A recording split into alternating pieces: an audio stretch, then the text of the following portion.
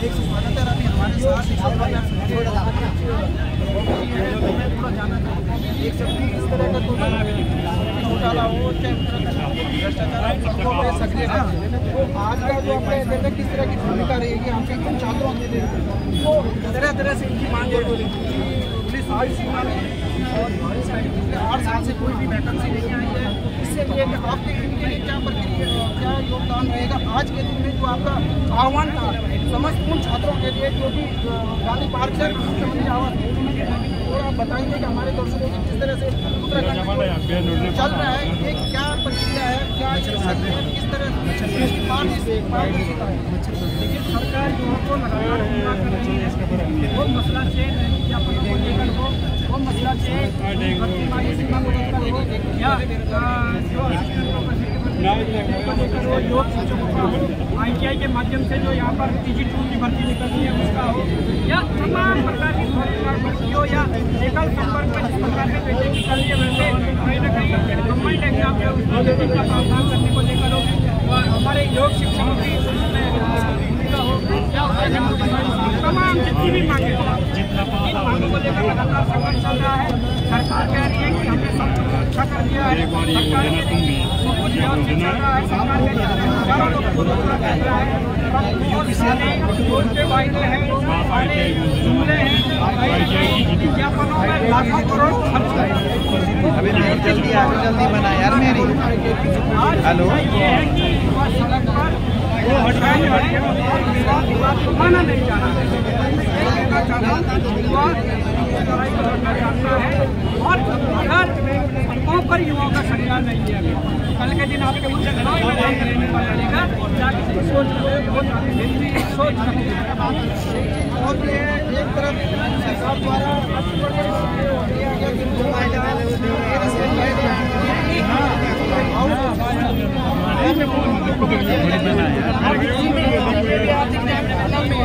में 2006 के ऐसे कर्मचारी हैं जो पक्के नहीं हो रहे इसमें क्या कहना है में हो में हो वो भी कोई और नहीं है हमारे ही भाई परंतु यहाँ पर जो सीधी भर्ती का जो मसला है वो अलग है वो इसलिए अलग है कि वह लंबे समय से तैयारी कर रहा है पूरी रात पूरा दिन लाइब्रेरी में और रात में घर में जाकर वो तैयारी कर रहा है सीधी भर्ती का रास्ता साफ होना चाहिए ठीक है इसके लिए सरकार कोई और रास्ता निकाले अगर ऐसा ही करना है किसी विभाग में जो व्यक्ति है अगर कोई भर्ती किसी विभाग के लिए हो रही है तो उसमें 70% लगा लें 70% भर्ती सीधी भर्ती के माध्यम से 20% आप विभाग के माध्यम से कर सकते हैं। तो ऐसा नहीं है कि आप एकदम से ऐसे फैसले लेने लग जाएं जो कभी पूरे नहीं होने वाले उसमें ये युवा भी गुमराह हो और वो भी गुमराह हो जो कम से कम सरकार को गुमराह नहीं करना चाहिए। मैं ये जानना चाहता हूँ जो रास्ता साफ है उसे करें वो भी अपने बायोलॉजी भी कहीं न कहीं ये परिवर्तन चाह रहे हैं कि जो कर्मचारी उस समय से पहले ही विभाग में कार्यरत है तो उनके लिए कोई दूसरा रास्ता यानी जो गौरी जी ने बताया भी 70 और 30 गांधी पार्क में आप देख सकते हैं किस तरीके से इस वक्त जो है जोरदार विरोध चल रहा है युवाओं ने पूरा जो है गांधी पार्क घेर लिया है। यहाँ पर हमारे समक्ष है बॉबी पवार मौजूद है जो बेरोजगार संघ के अध्यक्ष है क्या कुछ कहना चाहेंगे उनसे जरा बात करेंगे बने रहे पहाड़ की बॉबी जी है बॉबी जी क्या कारण है आप उत्तराखंड के मुख्यमंत्री कितना चलाएंगे मुख्यमंत्री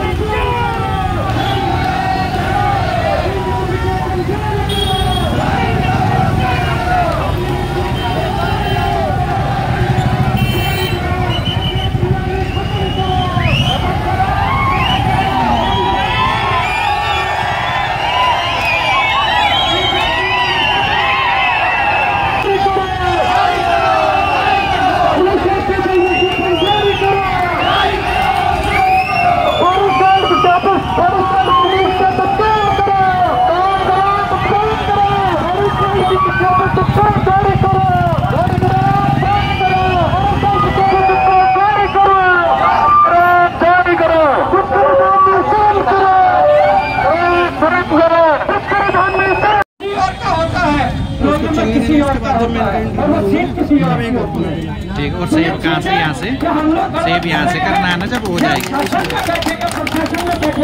कंप्लीट हो गए थे यहाँ से सेब। तो उनको इसकी सजा क्यों नहीं मिल रही? जब आयोग गड़बड़ कर रहा है तो संवाद के माध्यम से स्पष्टीकरण क्यों नहीं हो रहा है? क्या यही चीजें देखने के लिए इतना आंदोलन करा? क्या इतनी लड़ाइयाँ लड़ी?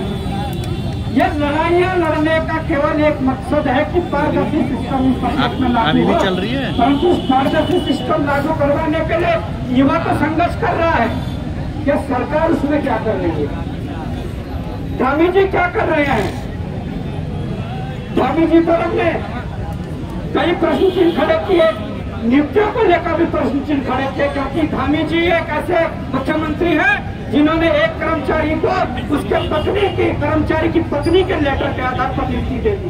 कितना बड़ा दुर्भाग्य है, कितना बड़ा दुर्भाग्य है।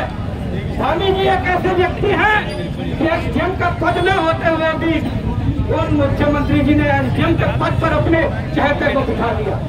कितना बड़ा दुर्भाग्य। तुम पढ़ते रह जाओगे। मैं ये कहना चाहता हूँ, हमारी ये चिंता है कि जो वास्तव में काबिल लोग हैं, अगर हम काबिल नहीं है तो हमें नहीं मिलना चाहिए, पर जो काबिल लोग हैं वो अगर सिस्टम के अंदर जाएंगे तो सिस्टम सही से काम करेगा। अगर यह काबिल लोग होते तो सिस्टम की तरीके का काम करता। इस भारत देश में, इस राज्य में ऐसा भी दौर आया है कि जब देश का प्रधानमंत्री ऐसे आंदोलनों में खड़े होकर उनका ज्ञापन लेता है और कहता है कि क्या तकलीफ है, क्या मान्य है, इसका समाधान होना चाहिए। इस उत्तराखंड के अंदर, उत्तराखंड आंदोलन में ऐसा भी वक्त आया है जब प्रदेश के मुख्यमंत्री ऐसे आंदोलनों में खड़े होकर ज्ञापन लेते हैं और कहते हैं कि मांगों पर अमल करके इस पर कार्रवाई की जाएगी। आज वो लोकतंत्र कहाँ मर गया? आज उस लोकतंत्र की बात हो रही है। क्या वो लोकतंत्र के लिए ये वर्दीधारी बनाए गए हैं? उस लोकतंत्र को कुचलने के लिए वर्दीधारी बनाए गए हैं? या कुछ लिए लोकतंत्र कुछ नहीं। अरे आप लोगों में से भी कल कोई यहीं पर था, कल यहीं पर संघर्ष कर रहा था। आज वर्दी मिल जाने के बाद तुम्हारे हाव नहीं बदलने चाहिए। ये चीजें स्थिर नहीं रहती है, ये बदलती है, परंतु ये जरूर ध्यान रखना, जिस दिन बदलेंगी उस दिन नजारा कुछ और होगा। और आप ये चाहोगे हम तुम्हारे साथ हैं, हम तुम्हारे साथ हैं, तुम ये चाहोगे हम तुम्हारे साथ हैं, हम ये चाहोगे कि भर्ती के दम पे डरा देंगे, मुकदमों के डर पे डरा देंगे। आज सुबह ही मुझे लाखा मंडल हमारी चौकी से फोन आता है कि भाई साहब आपके खिलाफ यहाँ पर एक वो भेजा है, समन भेजा है। मैंने कहा किस बात का है? कि तुमने मनीष भ्रष्टाचार जो बनाया था उसके खिलाफ इस प्रकार की सोशल मीडिया पे वो चीजें कर दी। मैंने कहा भाई फर्जी है तो है, उसमें हम क्या कर सकते हैं? भाई फर्जी है तो है, और तुमने चौकी में कर भेजा है उसका जवाब हम कोर्ट में देंगे। तुम आइए, हम कोर्ट में लड़ेंगे। भाई जिस विज्ञापन में एक भी पद सर्विसमैन का नहीं था और उस पद पर मनीष भ्रष्टाचार जैसे व्यक्ति को बिठा दिया बिना किसी करके, अभी एसडीएम का पद, कितना बड़ा दुर्भाग्य है। तमाम प्रकार की चीजें हैं। ये घपले केवल आप तक सिपाही के कलर की भर्तियों में नहीं हो रहे हैं, ये तो ऊपर तक हो रहे हैं। और मैं समझता हूँ कि जिस प्रकार से बड़े ईमानदारी से हमारी उत्तराखंड पुलिस और एसटीएफ ने पुलिस दरोगा 2015 जो भर्ती का भ्रष्टाचार हुआ था उसको बड़े ईमानदारी से बंद कर दिया कि कुछ नहीं हुआ, सबको क्लीन चिट देती कि कुछ नहीं हुआ, तो बड़ी ईमानदारी की तारीफ करनी पड़ेगी एसटीएफ की और हमारे पुलिस की भी, क्योंकि इनके अपने लोग थे, क्योंकि अपने लोग थे। और इन्हें भी पता है, जब पूर्व डीजीपी अशोक कुमार जी का वक्तव्य आता है कि हमारे 2015 बैच के कुछ ऐसे सब इंस्पेक्टर हैं जिन्हें डेली केस डायरी तक लिखनी नहीं आती है, तो क्या वो कैसे गए होंगे? कैसे गए होंगे? उसमें मैं बताना चाहता हूँ जिनके कागज आजकल हमारे पास आए हैं उसमें से एक सब इंस्पेक्टर 2006 में हाई स्कूल करता है और इंटर जाके 2011 में पूरा होता है। तो क्या ऐसे लोग 4600 ग्रेड पर जाकर 2 स्टार लगाने लायक थे? और ऐसे ही लोग इन युवाओं का दमन करते हैं, ऐसे ही लोगों के अंदर गुस्सा होता है कि ये युवा पारदर्शिता की बात कर रहे हैं। अगर कल के दिन हमारी फाइल खुली तो हमारा भी कहीं ना कहीं कुछ बट्टादार होगा, और वो तो होगा। कागज नहीं मिटते हैं। अरे धामी सरकार नहीं करेगी, कांग्रेस सरकार नहीं करेगी, कल कोई और सरकार आएगी करेगी, और छूटने वाले नहीं है। तुम इस बात को भूल जाओ कि जो 5 साल में हाई स्कूल के बाद इंटर करते हैं और वो टॉपर बन जाते हैं दरोगा भर्ती 2015 में, कितना बड़ा दुर्भाग्य है। उसके बाद जांच बंद कर दी जाती है और क्लीन चिट लिया जाता है। हमारे अंदर तो इसलिए पीड़ा है कि हमने सारी चीजें देखी और तथ्यों के साथ सारी चीजें देखी है, इसलिए हम समझते हैं यार इस प्रदेश को तो इन्होंने बेच डाला, इस प्रदेश को तो लूट डाला। ये आग प्रदेश के हर एक युवा के अंदर जानी जरूरी है। मैं इसलिए यहाँ पर बता रहा हूँ, मुझे शौक नहीं, मैं तथ्यों के साथ और चीजों को इसलिए बता रहा हूँ, आप लोगों के भीतर ये चीज जानी चाहिए कि तुम्हारे ऊपर कौन राज कर रहा है, तुम पर लाठियां कौन भाग रहा है। अरे जो फर्जी तरीके से लगा हुआ लाठियां ही चला सकता और कुछ नहीं कर सकता। आप लोगों ने पिछले 8-9 फरवरी 2023 को यहाँ का नजारा देखा होगा, किस तरीके से लाठियां भाजी गई, किस तरीके से बर्बरता पूर्वक व्यवहार किया गया। अरे ठीक है, तुम भी उत्तराखंड के हैं, हम भी उत्तराखंड के हैं, आंदोलन कर रहे हैं, क्या यह कोई तरीका है? अभी देखा जाए तो मैं कल शाम को एक ऑडियो सुन रहा था, किसी लड़के ने मुझे भेजा। आजकल प्राथमिक विद्यालय में भर्ती चल रही है प्राथमिक शिक्षक के लिए, उसमें देखा गया है कि भाई उत्तराखंड डाइट डीएलएड से तो बहुत सीमित मात्रा में लोग निकल रहे हैं। इन्होंने क्या करा कि सबके लिए दरवाजे खोल दिए कि कहीं से भी कोई करके आ जाओ। हमें नहीं आता कि तुमने खोल दिया कि भारत से कहीं से धंधा कर लिया। पर हमने उत्तर प्रदेश का हमने विज्ञापन निकाला जो डीएलएड करने के लिए वहाँ पर होता है। जब डीएलएड में परिवेश लेते हैं तो उत्तर प्रदेश का हमने वहाँ का विज्ञापन निकाला, उसमें लिखा है कि जो उत्तर प्रदेश का मूल निवासी या स्थायी निवासी होगा वही यहाँ पर डीएलएड कर सकता है। तो भाई जो हमारे उत्तराखंड से वहाँ गए, उन्होंने डीएलएड की डिग्री करके लाए और आज शिक्षक बन गए, तो मैं ये पूछना चाहता हूँ कि क्या तुम उत्तर प्रदेश के मूल निवासी थे या यहाँ के थे? अगर उत्तर प्रदेश के मूल निवासी थे, तुमने डीएलएड कर लिया, ठीक है, पर उत्तराखंड के मूल निवासी कैसे हो कि तुम यहाँ भी, क्योंकि यहाँ भी तो स्थायी निवास जरूरी है नौकरी में जाने के लिए। तो तुमने क्यों ऐसा कर दिया कि तुम वहाँ का भी स्थायी बना लिया, यहाँ का भी बना लिया? ऐसे कितने फर्जीवाड़े चल रहे हैं और ऐसे लोगों की लिस्ट जरूर बहुत जल्द सामने होगी।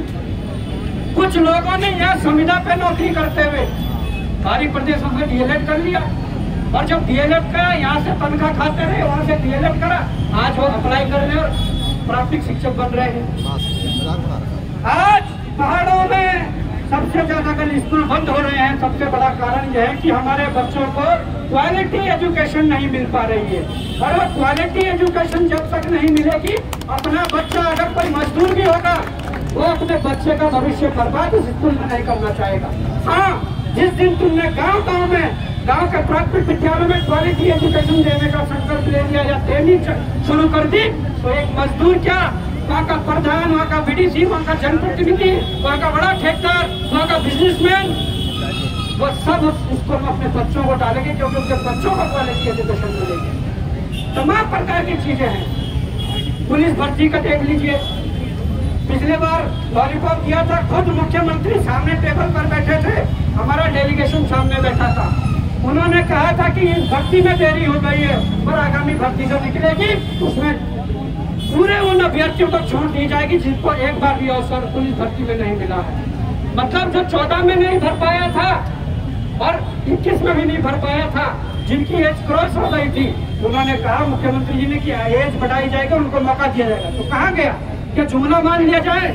और अगर जुमला मान लिया जाए तो मैं ये कहना चाहता हूँ कि सबसे ज्यादा नुकसान सामान्य वर्ग के छात्रों को इसमें हो रहा है। और जिस सीट पर तुम उपचुनाव की बात कर रहे हैं, जिस केदारनाथ सीट पर उपचुनाव की बात कर रहे हैं, उस केदारनाथ में 90% सामान्य वर्ग का छात्र है, ये मैं बता देना चाहता हूँ। और तुम संघर्ष करो, हम तुम्हारे साथ हैं। वो भी तुम संघर्ष करो, हम तुम्हारे साथ हैं। हमने पिछले बार भी इसी तरह सड़कों पर आंदोलन लड़े, जब बात नहीं सुनी गई तो हम बागेश्वर उपचुनाव में कूदे। भले ही हम वहां से नहीं लड़े, पर हम घर घर जाकर हमने प्रचार किया। हमारे ऊपर मुकदमे लगाए गए, हमारे ऊपर कहा गया आचार संहिता का उल्लंघन कर दिया और हम जेल में डाल दिया। पर जहां पर आंकलन भाजपा सरकार ये कर रही थी कि वो 15 से 20 हजार वोटों से जीत रही है, क्योंकि जो कांग्रेस का प्रत्याशी 20,000 वोट लाए हुआ था वो भी उनके पक्ष में चले गया था। जहां आंकलन 15-20 हजार वोटों का था जीत का, वहां पर हम लोगों ने वहां जाकर चीजें की और वहां पर 2400 के अंतर से मात्र जीते हैं। और आप ये भूल दीजिए कि केदारनाथ में हम नहीं जाएंगे। उस दौरान तो गोभी और 4-5 साथी और गए थे, परंतु मैंने कहा है कि सामान्य वर्ग का सबसे ज्यादा छात्र तो चमोली में है, रुद्रप्रयाग में है, आगे अनेकों डिस्ट्रिक्टों में है, और वहां सामान्य वर्ग के छात्रों के सबसे ज्यादा नुकसान हो रहा है कि जिसने एक बार भी भर नहीं पाया है। कैटेगरी वाला छात्र फिर भी एक बार भर दिया होगा, पर सामान्य वर्ग के छात्र अभी तक उस फॉर्म को नहीं भरा है। तो मैं कहना चाहता हूं कि वो उपचुनाव सामने है। हम लड़ाइयां दोनों तरीके से लड़ेंगे, सड़कों पर भी लड़ेंगे और तुम्हारे चुनावी मैदान में भी लड़ेंगे। वहां पर तुम्हारे विरोध में जाकर जो मजबूत कैंडिडेट होगा उस कैंडिडेट का सहयोग करके ये सारी मांगों को लेकर चुनाव में भी कूदा जाएगा। इस बात को बात मानते, क्योंकि आज इनको सत्ता का नशा जरूर है, पर सत्ता के नशे को ऐसे ही तोड़ना पड़ेगा। सत्ता के नशे को ऐसा ही तोड़ना पड़ेगा। हम अगर यहाँ तक सीमित रह जाए कि नहीं पढ़ना है, लाइब्रेरी जाना, कोचिंग जाना, घर आना है, पेपर देने जाना और ज्वाइनिंग लेनी है, कुछ नहीं होने वाला। इनके खिलाफ इनके बराबर चलना पड़ेगा। और तब चला जाएगा जब हम लोगों के द्वारा मजबूती से इस आंदोलन को लड़ा जाएगा, मजबूती से इस संघर्ष को किया जाएगा। तो ज्यादा नहीं कहते हुए तमाम प्रकार के छात्र यहाँ पर हैं, अलग अलग मांगों को लेकर है।